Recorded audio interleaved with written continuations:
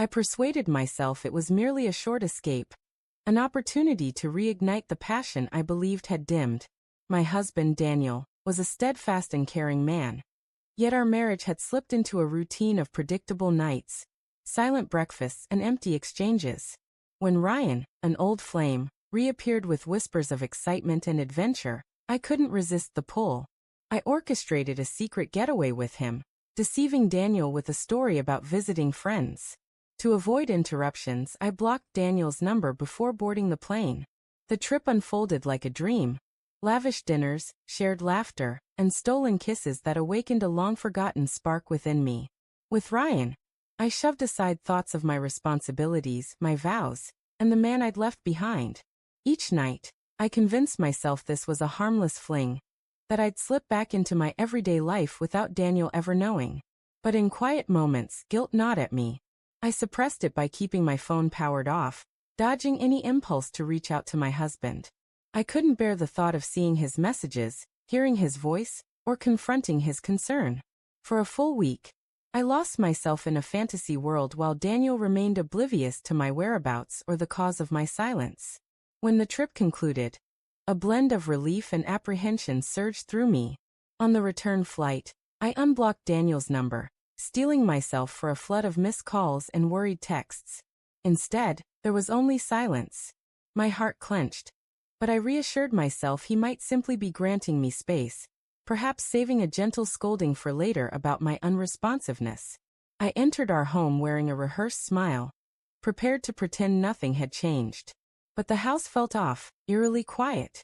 Daniel's shoes were missing from the doorway. His jacket wasn't slung over the armchair. The faint scent of his cologne had vanished. On the kitchen counter, I spotted a letter in his familiar handwriting, addressed to me. My hands trembled as I unfolded it. "Emily," it began. "I don't know where you vanished to or why you shut me out, but your silence said more than words ever could. A husband shouldn't have to beg for a place in his wife's world. I waited, I worried, and I came to see I deserve more than being ignored. By the time you read this, I'll be gone. I'm done chasing answers.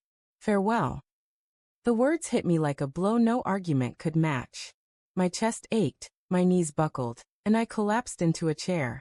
I wanted to dial his number, to swear it wasn't what he thought, but deep down, I knew it was precisely what he suspected. My betrayal had shouted its truth louder than any defense I could muster. Weeks went by without a sign of Daniel. My calls, messages, and letters sent to his parents' address went unanswered. It was as though he'd erased me completely, leaving me alone in the stillness of the home we'd once shared. I had traded loyalty for fleeting excitement, and the cost was permanent. Ryan tried to contact me, but I ignored him. The thrill I'd once craved now felt sickening. He was never meant to be part of my life, and he never could be. All I yearned for was Daniel's return. But as time dragged on, it became clear he was gone forever. He had chosen himself over me. Memories of Daniel's quiet kindness tormented me. How he always made sure my car had gas, how he brewed coffee every morning, how he anchored me when I felt lost. Those small acts of devotion now felt like silent reproaches. I had chased a momentary rush and shattered the steady love that truly mattered. Friends noticed my transformation, my pallor, the missing wedding ring. They asked what had happened, but I couldn't bring myself to admit the truth. I muttered vague excuses about Daniel and me growing apart. In reality, I had broken something irreplaceable, and he had left before I could beg for forgiveness. Months later, divorce papers arrived. They were brief, free of bitterness or blame, only a stark finality. He sought no revenge, no confrontation, just release from me.